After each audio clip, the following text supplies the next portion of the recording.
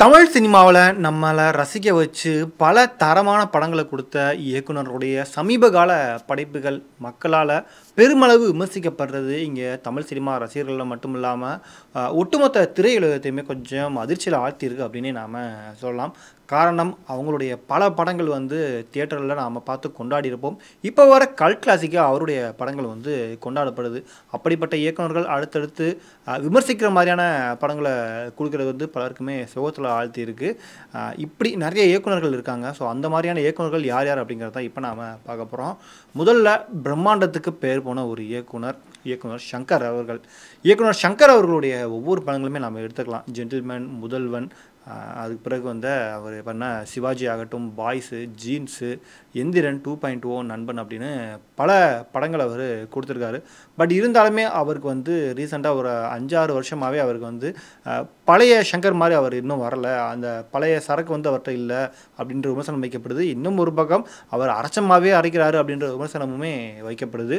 கடைசியாக அவருக்கு ஒரு மிகப்பெரிய ஹிட்டாக அமைஞ்சது அப்படின்னா அது நம்ம சிவாஜி படத்தை தான் சொல்லணும்னு நினைக்கிறேன். அதுக்கு பிறகு நண்பன் 3 இயர்ஸோடைய ரீமேக் தான் பண்ணார். பட் அதுக்கு பிறகு வெளியான ஐ திரைப்படம் ஆகட்டும், 2.0 ஆகட்டும், பெரிய அளவில் ஆடியன்ஸ் மத்தியில் அது கிளிக் ஆகலை. ஆனால் லாஸ்ட் இயர் வெளியான இந்தியன் 2 திரைப்படம், இந்தியன் 1 சீக்வல் அப்படின்னு பல வருடங்களுக்கு பிறகு அதுவும் சங்கர் கமல் காம்போவில் வரக்கூடிய படம் அப்படின்னு மிகப்பெரிய எதிர்பார்ப்பில் வெளியாகி அந்த பெரியும் ஒரு மிகப்பெரிய தோல்வி, டிசாஸ்டர் அப்படின்னு தோல்வி அடைஞ்சது.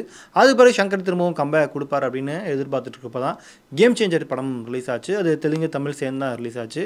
இன்னொன்று, அந்த கேம் சேஞ்சர் படத்துக்கு கார்த்திக் சுப்ராஜ் கதை பண்ணியிருக்காரு அப்படின்னும் ஓகே இது கொஞ்சம் ஒரு அப்டேட்டான கனடாக இருக்கும் அப்படின்னு எதிர்பார்க்குறப்ப இந்த திரைப்படமும் ஒரு மிகப்பெரிய தோல்வியில் முடிஞ்சது.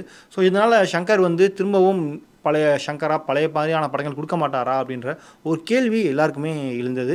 அடுத்ததாக அவர் வேல்பாரியை வச்சு படம் பண்ணணும், வேல்பாரி கதையை நிஜமாக்கணும் அப்படின்ற ஒரு ஸ்கிரிப்ட் பண்ணிட்டுருக்கார் அப்படின்ற தகவலாம் வெளியாகிட்டு இருக்கு. திரும்பவும் அவர் கம்பேக் கொடுக்கணும் அப்படிங்கிறதான் எல்லாருடைய எதிர்பார்ப்பும் இருக்குது. ஸோ வெயிட் பண்ணி நம்ம பார்க்கலாம். அதே மாதிரி தான் இயக்குனர் மணிரத்னம் மாதிரியான அந்த ஒரு காதலை எந்த ஒரு இயக்குனருமே கேரி பண்ணி கொண்டுட்டு வர முடியாது. அவர் படத்தில் பேசக்கூடிய அரசியலுமே கொஞ்சம் நோட்டபுளாக இருக்கும். அந்த மாதிரியான ஒரு கல்ட் கிளாசிக் இயக்குனர். அவருடைய படங்கள் நீங்கள் எத்தனை வாட்டி பார்த்தாலும் சலிக்காது. அப்படி ஒரு இயக்குனர் அவர் அப்படின்னு நாம் கொண்டாடிட்டு இருந்த ஒரு இயக்குனர் தான் மணிரத்னம். பட் அவருக்குமே சமீப காலமாக மிகப்பெரிய அளவில் வெற்றி படங்கள் இல்லை அப்படிங்கிறதா உண்மை. அவருக்கு கடல்னு ஒரு படம் வந்தது, கௌதம் கார்த்திக் வச்சு பண்ணார். அந்த படம் ஒரு மிகப்பெரிய தோல்வியில் தான் முடிவடைஞ்சது. அவ்வளோதான், மணிரத்னம் அவுட்டேடட் அப்படின்னு சொல்லிட்டு இருக்கப்ப திரும்பவும் ஓகே கண்மணி அப்படின்ட்டு மிகப்பெரிய கம்பேக் கொடுத்தாரு. அதாவது இப்போ இருக்கக்கூடிய இளைஞர்களுடைய காதல்கள் எப்படி இருக்குது அப்படின்ற அந்த ஒரு விஷயத்த ரொம்பவும் ஃப்ரெஷ்ஷாக இது ஒரு மணிரத்னம் தான் டைரக்ட் பண்ணார் அப்படின்னு சொன்னால் யாரும் நம்ப மாட்டாங்க. அந்த அளவுக்கு அந்த படத்தை ரொம்பவும் ஃப்ரெஷ்ஷாக அவருக்கே உண்டான அந்த காதல் இந்த மாதிரியான விஷயங்களை ரொம்பவும் அழகாக காமிச்சு ஒரு மிகப்பெரிய கம்பேக் கொடுத்து வந்தார். அடுத்து பொன்னியின் செல்வன் நாவலை அப்படியே படமாக்குறது பல இயக்குநர்கள் முயன்று முடியாத ஒரு விஷயத்தை இவர் சாதித்து காமிச்சார். இப்போ டக்லைஃப் திரைப்படம், இதுவுமே 38 வருஷத்துக்கு பிறகு நாயகன் படத்துடைய கூட்டணி, அதே கமல்ஹாசன் மணிரத்னம் சேர்ந்து பண்ணுறாங்க அப்படிங்கிறப்ப இந்த படத்துக்கான எதிர்பார்ப்பு ஆட்டோமேட்டிக்காக அதிகரிப்பாக தான் இருந்தது. பட் அந்த படம் ரிலீஸ் ஆகி இப்போ ரசிகர்கள் மத்தியில் மிகப்பெரிய அளவு விமர்சனங்கள் சந்திச்சிட்டு இருக்கு. அவ்வளோதான், மணிரத்னம் அப்டேட் ஆகிட்டார், இவர்கிட்ட இனிமேல் நம்ம ஃப்ரெஷ்ஷாக எதுவுமே எதிர்பார்க்க முடியாது அப்படின்ற அளவுக்கு அவர் மீது விமர்சனம் வைக்கப்படுது. இந்த வருஷத்தில் இவங்க 2 பேர் மட்டும் தான் இருக்காங்கன்னு கேட்டால் இல்லை, நிறைய பேர் இருக்காங்க. இவங்களுக்கு முன்னாடி இருக்கக்கூடிய இயக்குநர்களுமே நம்ம சொல்லலாம். இயக்குனர் கே.எஸ். ரவிக்குமார் கமர்ஷியல் படங்களுக்கு பேர் போன ஒரு இயக்குனர். அவர் படம் வந்தாலே கண்டிப்பாக நம்ம ஜாலியாக டிவியில் உட்காந்து பார்க்கலாம் அப்படின்ற ஒரு நம்பிக்கை ஏற்படுத்தினவர். கமல்ஹாசன், ரஜினிகாந்த், விஜய், அஜித், சூர்யா, சிம்பு அப்படின்னு எல்லா முக்கியமான நடிகர்களையுமே வச்சு அவர் படம் பண்ணிட்டார். பட் அவருக்கே கடைசியாக ஹிட்டான படம் அப்படின்னு நம்ம யோசிச்சு பார்த்தோம்னா அது தசாவதாரம் மட்டும் தான் நமக்கு தோணுது. அதுக்கப்புறம் ரஜினியை வச்சு லிங்கான்னு ஒரு படம் பண்ணார்.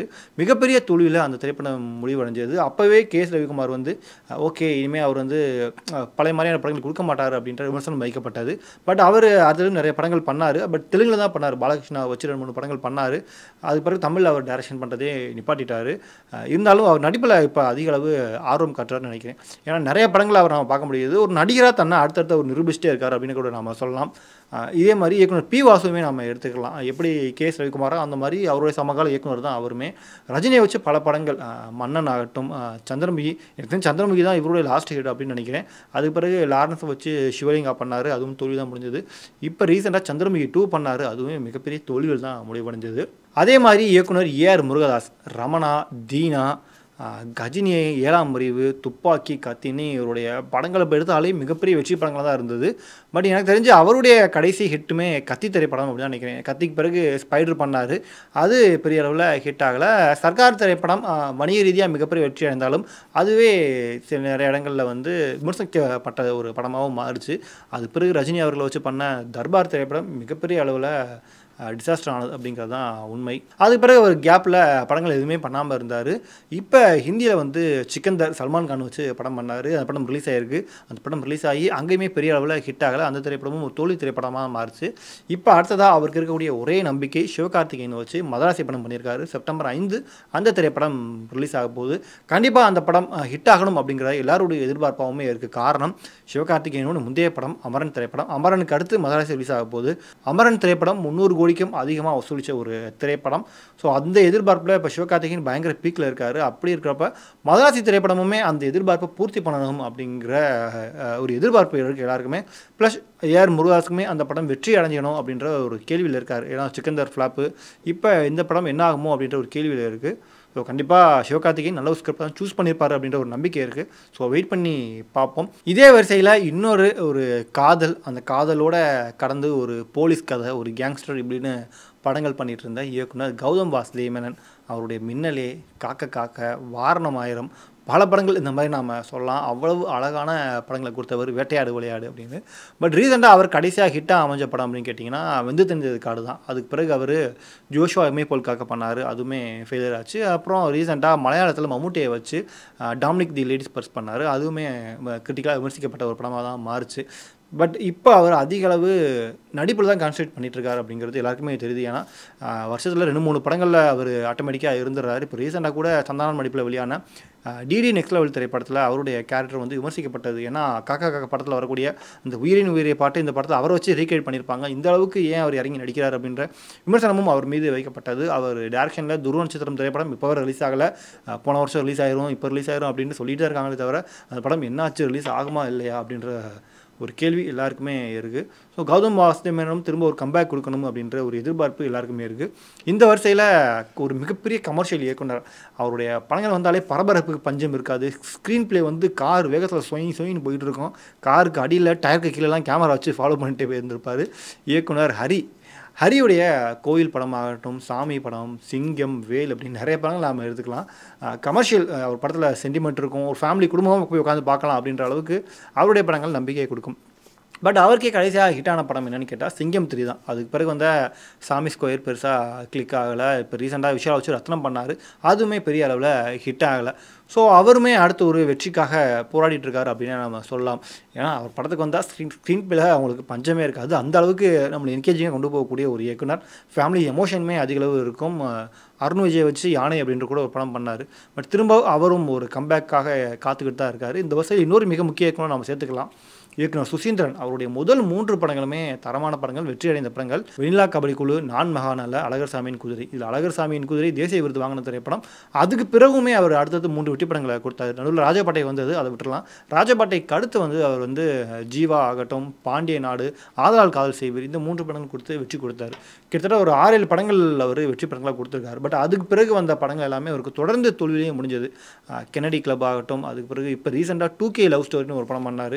இப்படி அடுத்தடுத்து நிறைய தோல்வி படங்கள், சிம்பு வச்சு ஈஸ்வரன் பண்ணார், அதுவுமே ஒரு ஃபெயிலியராக தான் மாறுச்சு. ஸோ இயக்குனர் சுசீந்திரனுமே இப்போ ஒரு வெற்றிக்காக போராடிட்டு இருக்காரு அப்படின்னு சொல்லலாம். ஏன்னா அடுத்து அழகழகான ஒரு மண்மனம் சார்ந்த பல படைப்புகளை கொடுத்த ஒரு இயக்குனர் திரும்பவும் அந்த ஒரு தன்னுடைய இடத்த ரீப்ளேஸ் பண்ணுறதுக்காக போராடிட்டு இருக்காரு. இன்னொரு பக்கம் இப்போ வரக்கூடிய இளம் இயக்குநர்கள் சின்ன சின்ன அழகழகான கதைகளை கொண்டுட்டு வந்து அடுத்தடுத்து வெற்றி பெறதையும் பார்க்க முடியுது. பெரிய ஸ்டார்களை நோக்கி போகாமல் சின்ன கதை, இதுக்குள்ளே என்ன பண்ண முடியும், ஒரு பீஸ்ஃபுல்லான ஒரு படம், ஒரு ஜாலியான ஒரு படம், ஒரு ஃபீல் குட்டான ஒரு படம் அப்படின்ட்டு இறங்கி நிறைய இயக்குநர்கள் படம் பண்ணுறதை பார்க்க முடியுது. இன்னொரு பக்கம் லோகேஷ் கனகராஜ், ஹச் வினோத், நெல்சன், இவங்களாம் வந்து பெரிய நடிகர்களுக்கே அந்த கமர்ஷியல் வேல்யூவில் அவங்க ரசிகர்கள் என்ன எதிர்பார்ப்பாங்க அப்படின்ற ஒரு மீட்டரை பிடிச்சிக்கிட்டு இன்னொரு பக்கம் இளம் இயக்குநர்கள் ஹிட் கொடுத்துட்டு இருக்காங்க. ஆனால் ஒரு முன்னணி இயக்குனர் மட்டும் இன்னும் அதே லைம்லைட்டில் ஓடிட்டு இருக்காரு. அவருடைய படங்கள் இப்போவும் எல்லாரையுமே என்கேஜ் பண்ணுது அப்படின்னு நம்ம சொல்லலாம். கெஸ் பண்ணியிருப்பீங்க யாருன்னு. அவருடைய படங்கள்னாலே கமர்ஷியல் இருக்கும், ஒரு கிளாமர் இருக்கும், ஒரு காமெடி இருக்கும் அப்படின்னு நம்ம எதிர்பார்க்கலாம். இயக்குனர் சுந்தர்சி அருணாச்சலம், அன்பே சிவம் மட்டும் இல்லாமல் கார்த்திக் கூட பல காமெடி திரைப்படங்கள், அது பிறகு வின்னரு, கலகலப்பு அப்படின்ட்டு பல நகைச்சுவையான திரைப்படங்கள் கொடுத்தவர். நடுவில் ஹாரர் காமெடி அரண்மனையில் 4 பாகம் எடுத்து முடிச்சிட்டாரு. இப்போ ரீசெண்டாக வடிவேலு வச்சு கேங்கர்ஸ் படமும் எடுத்தார். ஸோ இன்னும் ஒரு அந்த லைம் லைட்லேயே சுந்தர்சி மட்டும் தான் ஓடிட்டுருக்காரு அப்படின்னு நம்ம சொல்லலாம். 90s கிட்ஸுக்கு பிடிச்ச ஒரு இயக்குனரில் அவர் முக்கியமான ஒருத்தர். அவர் மட்டும் தான் இன்னும் அந்த பெரிய ஃபெயிலியர் எதுவும் இல்லாமல் அந்த லைம் லைட்டில் ஓடிட்டே இருக்காரு. ஹீரோவாகவுமே அப்பப்போ ஸ்க்ரீனில் வந்துக்கிட்டு தான் இருக்காரு. ஸோ இப்போ நான் சொன்ன ஒரு 7-8 இயக்குநர்கள் சொல்லியிருப்பேன். எல்லாருமே தமிழ் சினிமாவில் தரமான பல படங்களை கொடுத்த இயக்குநர்கள் தான். கண்டிப்பாக அவங்க திரும்பவும் ஒரு கம்பேக் கொடுப்பாங்க. ஏன்னா அவங்களுக்கு ஒரு படம் 2 படம் ஃபெயிலியர் ஆகிறது பெரிய விஷயம் கிடையாது. ஏன்னா அவங்க தமிழ் சினிமாவில் பல வெற்றி படங்களை கொடுத்து நம்மளை ரசிக்க வச்சவங்க. திரும்பவும் அவங்க மீண்டும் பல வெற்றி படங்களை கொடுப்பாங்க அப்படிங்கிறது தான் எல்லாருடைய எதிர்பார்ப்பாகவும் இருக்குது. ஸோ நான் சொன்ன இப்போ இந்த பட்டியலில் இந்த ஒரு இயக்குனர் கண்டிப்பாக ஹிட் கொடுத்தே ஆகணும்னு நீங்கள் யாரை நினைக்கிறீங்களோ அந்த ஒரு இயக்குனருடைய பேரை மறக்காமல் கீழே கமெண்ட் பண்ணுங்கள். நன்றி, வணக்கம்.